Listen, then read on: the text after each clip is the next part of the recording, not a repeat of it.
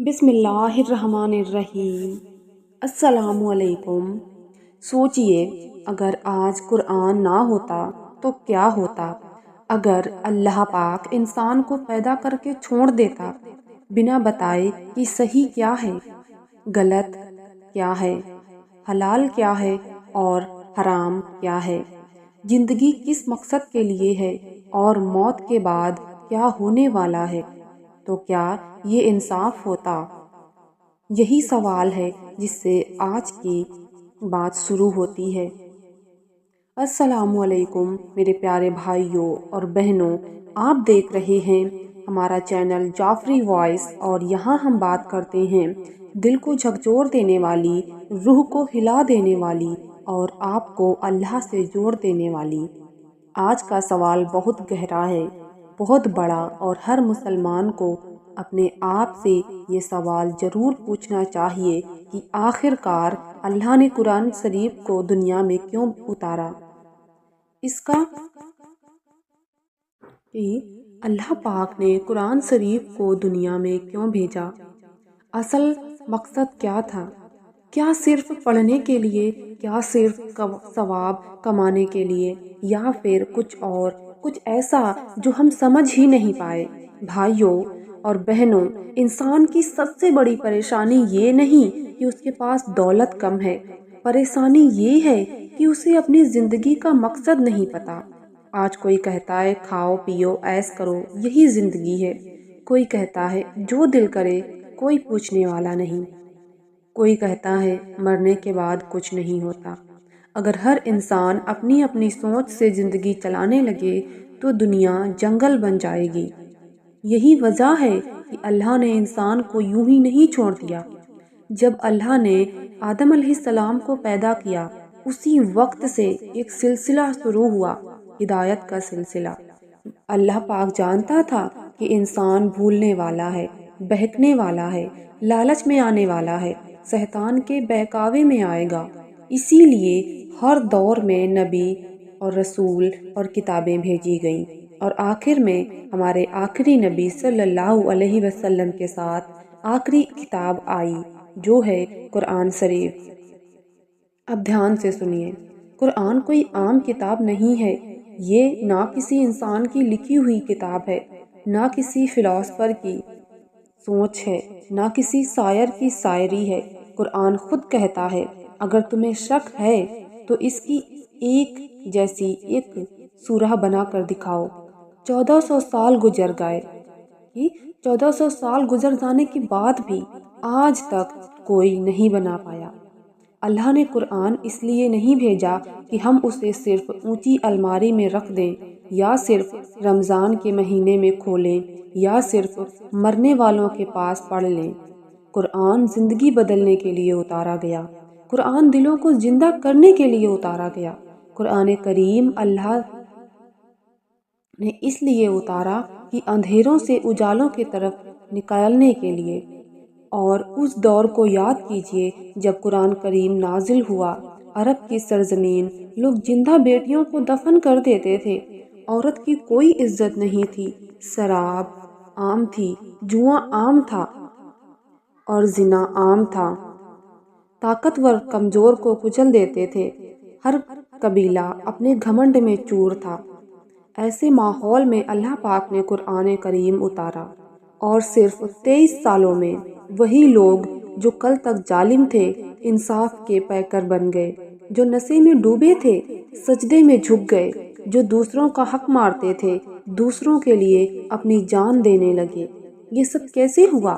اس لیے کہ قرآن شریف آیا۔ قرآن کا پہلا مقصد تھا انسان کو بتانا کہ اس کا رب کون ہے۔ آج بھی بہت لوگ ہیں جو اللہ کو تو مانتے ہیں لیکن اللہ کو پہچانتے نہیں۔ قرآن بتاتا ہے کہ اللہ صرف پیدا کرنے والا نہیں بلکہ پالنے والا ہے۔ وہ تمہاری ہر آہٹ جانتا ہے، ہر آنسو دیکھتا ہے اور ہر درد سے واقف ہے۔ وہ بھی جانتا ہے جو تم کہتے نہیں، جو اپنے دل میں رکھتے ہو، اور وہ بھی جانتا ہے جو تم ظاہر کرتے ہو۔ قرآن کریم کا دوسرا مقصد انسان کو اس کی اوقات دکھانا۔ قرآن بار بار یاد دلاتا ہے کہ انسان مٹی سے بنا ہے اور مٹی میں ہی مل جانا ہے، تاکہ انسان گھمنڈ میں نہ آئے، تاکہ انسان یہ نہ سمجھے کہ وہ سب کچھ خود کر سکتا ہے۔ تیسرا مقصد یہ تھا صحیح اور غلط کا فرق بتانا۔ آج لوگ کہتے ہیں یہ میری پرسنل لائف ہے، لیکن قرآن کہتا ہے نہیں، تمہاری زندگی بھی امانت ہے۔ کیا کھانا ہے، کیا نہیں کھانا، کیسے کمانا ہے اور کیسے نہیں، کیسے رشتے نبھانے ہیں، کیسے نہیں، سب کچھ واضح قرآن کریم میں اللہ پاک نے ارشاد فرما دیا ہے۔ قرآن کریم اس لیے نازل نہیں ہوا کہ انسان فرشتہ بن جائے، بلکہ اس لیے نازل ہوا کہ انسان انسان بن جائے، گناہ ہو جائے تو توبہ کرنا سیکھے، گر جائے تو اٹھنا سیکھے، روئے تو اللہ کے سامنے روئے۔ بھائیو، قرآن ہمیں بتاتا ہے کہ یہ دنیا آخری منزل نہیں ہے۔ اگر قرآن نہ ہوتا تو موت سب سے بڑا ڈر ہوتی، لیکن قرآن نے موت کو بھی سمجھا دیا، بتایا کہ موت کے بعد حساب ہے، قبر ہے، قیامت ہے، جنت ہے اور جہنم ہے۔ اب ایک مشہور واقعہ سنیے۔ حضرت عمر رضی اللہ عنہ جو اسلام سے پہلے مسلمانوں پر ظلم کرتے تھے، ایک دن قرآن کریم کی آیت سنتے ہیں اور وہی عمر، وہی سخت دل انسان رو پڑتا ہے اور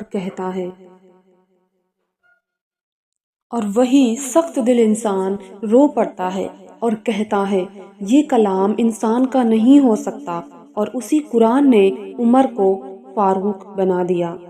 یہ ہے قرآن کا مقصد، دل کو بدل دینا، سوچ کو بدل دینا اور زندگی کا رخ بدل دینا۔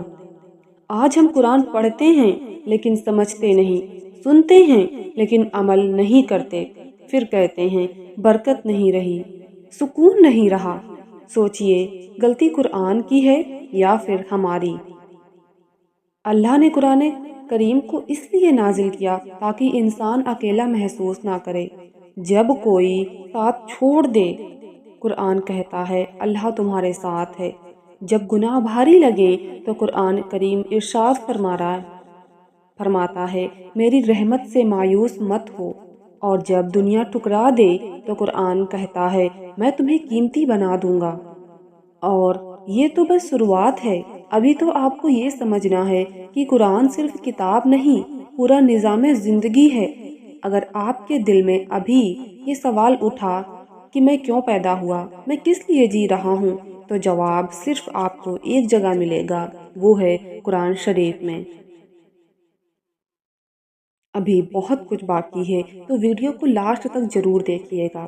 جیسے قرآن کیسے نازل ہوا، 23 سالوں میں کیوں اترا، آیتیں حالات کے حساب سے کیوں آئیں، اور کیوں یہ کتاب قیامت تک کے لیے ہے۔ بھائیو، اگر قرآن ایک ہی بار میں نازل ہو جاتا تو انسان کا دل اسے سنبھال نہیں پاتا۔ اللہ انسان کی فطرت کو ہم سے بہتر جانتا ہے۔ انسان جلد باز ہے، کمزور ہے، عادتوں کا غلام ہے۔ اسی لیے قرآن کریم کو تھوڑا تھوڑا کر کے اتارا گیا تاکہ دل بھی بدلے، زندگی بھی بدلے اور سماج بھی بدلے۔ سوچئے، شراب ایک دن میں حرام نہیں کی گئی، پہلے بتایا گیا کہ اس کے نقصان زیادہ ہیں اور فائدے کم، پھر نماز کے قریب آنے سے روکا گیا، پھر آخر میں پوری طرح حرام کر دی گئی۔ کیوں؟ کیونکہ ظلم نہیں کرتا، وہ انسان کو تیار کرتا ہے۔ یہی قرآن کا طریقہ ہے۔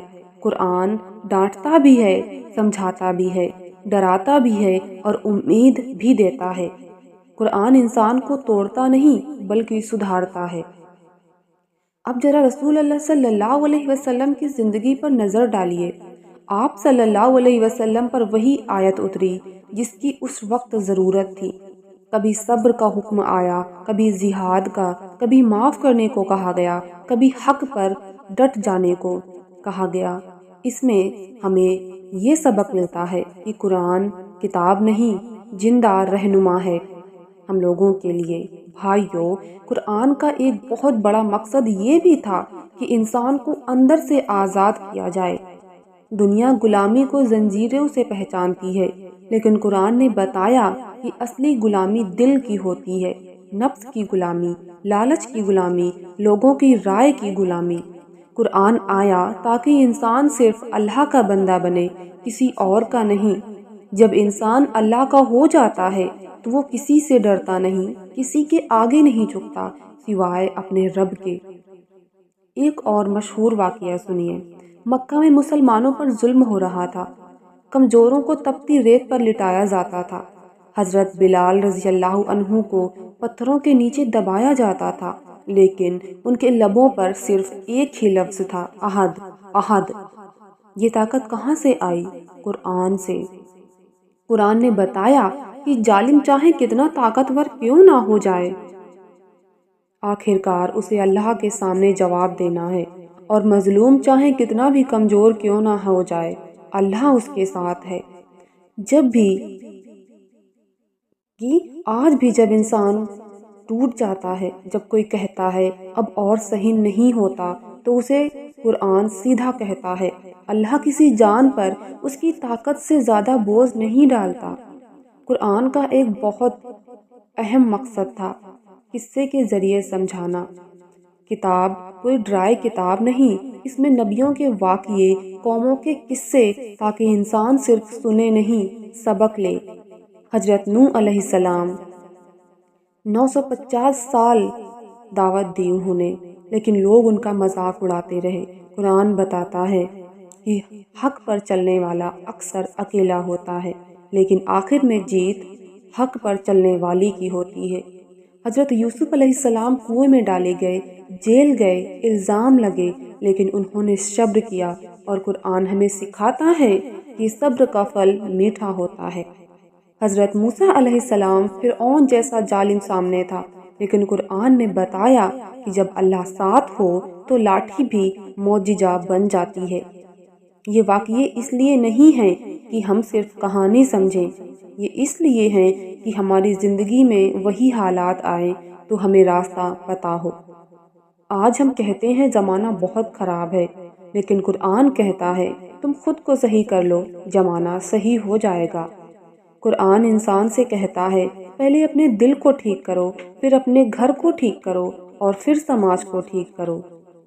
قرآن نے انسان کو یہ بھی بتایا کہ اصلی کامیابی کیا ہے۔ آج دنیا کہتی ہے بڑا گھر، بڑا بنگلہ، بڑا نام، بڑی گاڑی، لیکن قرآن کہتا ہے اصل کامیاب وہ ہے جو جہنم سے خود کو بچا لے اور جنت میں داخل ہو جائے۔ اگر قرآن نہ ہوتا تو انسان کامیابی کو غلط جگہ ڈھونڈتا رہتا، کبھی پیسوں میں، کبھی شہرت میں، اور آخر میں خالی ہاتھ مر جاتا۔ قرآن نے رشتوں کو بھی نیا مطلب دیا، ماں باپ کی عزت، عورت کا مقام، یتیم کا حق، پڑوسی کا حق، سب کچھ قرآن نے طے کر دیا۔ ایک آیت میں اللہ پاک ارشاد فرماتا ہے کہ جس نے ایک بے گناہ کو قتل کیا، اس نے پوری انسانیت کو قتل کیا۔ سوچئے، یہ کلام اگر انسانوں کے دل میں اتر جائے تو کیا دنیا میں ظلم بچے گا؟ لیکن افسوس، ہم نے قرآن کو صرف تلاوت تک سیمت کر دیا ہے، جبکہ قرآن عمل مانگتا ہے، چلنے کو کہتا ہے، اور خود کو بدلنے کو کہتا ہے۔ یہی وجہ ہے کہ آج بھی قرآن اتنا ہی زندہ ہے جتنا 1400 سال پہلے تھا، کیونکہ انسان کے مسئلے نہیں بدلے۔ لالچ آج بھی ہے، حسد آج بھی ہے، اور ڈر آج بھی ہے، اور سکون کی تلاش آج بھی ہے، اور سکون صرف اور صرف قرآن میں ہے۔ ہماری بات ابھی یہی ختم نہیں ہوئی، ہم آگے بات کریں گے کہ قرآن قیامت تک کے لیے کیوں ہے، اس میں ہر دور کا حل کیسے موجود ہے، اور اگر انسان قرآن تھام لے تو اس کی زندگی کیسے بدل سکتی ہے۔ اگر آپ نے یہاں تک سنا ہے تو سمجھ لیجئے اللہ آپ کو بلا رہا ہے۔ جعفری وائس کے ساتھ بنے رہیے، ابھی سب سے زیادہ اثر کرنے والی باتیں باقی ہیں۔ اب آپ کے اندر یہ سوال ضرور گونج رہا ہوگا کہ کیا قرآن صرف اسی زمانے کے لیے تھا یا آج کے لیے بھی ہے؟ اور اگر آج کے لیے ہے تو آخر اس میں ایسا کیا ہے جو ہر دور، ہر انسان، ہر حالات میں زندہ رہتا ہے؟ بھائیو، قرآن کوئی تاریخ کی کتاب نہیں ہے، کہ ایک دور آیا اور ختم ہو گیا۔ قرآن تو قیامت تک کے لیے اتارا گیا آخری پیغام ہے۔ اللہ جانتا تھا کہ اب کوئی نبی نہیں آئے گا، اسی لیے یہ کتاب ایسی ہونی چاہیے جو ہر دور میں انسان کی رہنمائی کرے۔ قرآن کا سب سے بڑا معجزہ یہی ہے کہ ہر انسان سے سیدھی بات کرتا ہے۔ لوگ امیر ہوں، غریب ہوں، جوان ہوں، بوڑھے ہوں، بچے ہوں، ان پڑھ ہوں، پڑھے لکھے ہوں، جب قرآن پڑھنے لگتے ہیں ایسا لگتا ہے جیسے اللہ آپ سے بات کر رہا ہو۔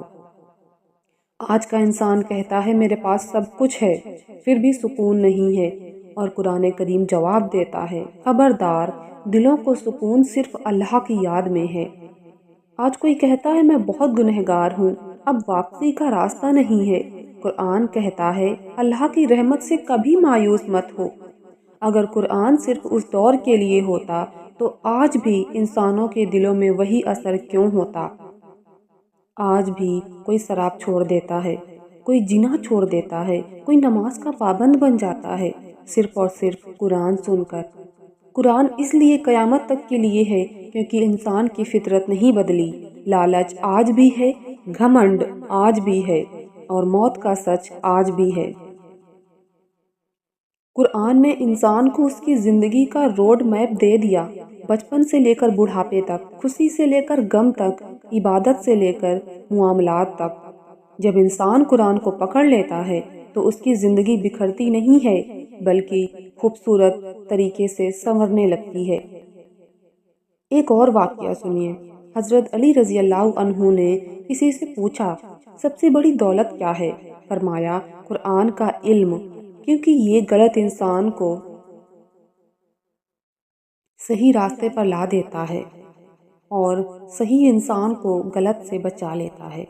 آج ہم کہتے ہیں دعا قبول نہیں ہوتی، لیکن کیا ہم نے کبھی سوچا ہے کہ ہم قرآن کے حکموں پر کتنا چلتے ہیں؟ قرآن ہمیں صرف سجدے نہیں سکھاتا، قرآن ہمیں سکھاتا ہے، امانت سکھاتا ہے، انصاف سکھاتا ہے، سچائی سکھاتا ہے، دوسروں کا حق دینا سکھاتا ہے۔ اگر کوئی انسان قرآن کو تھام لے تو وہ اکیلا نہیں رہتا۔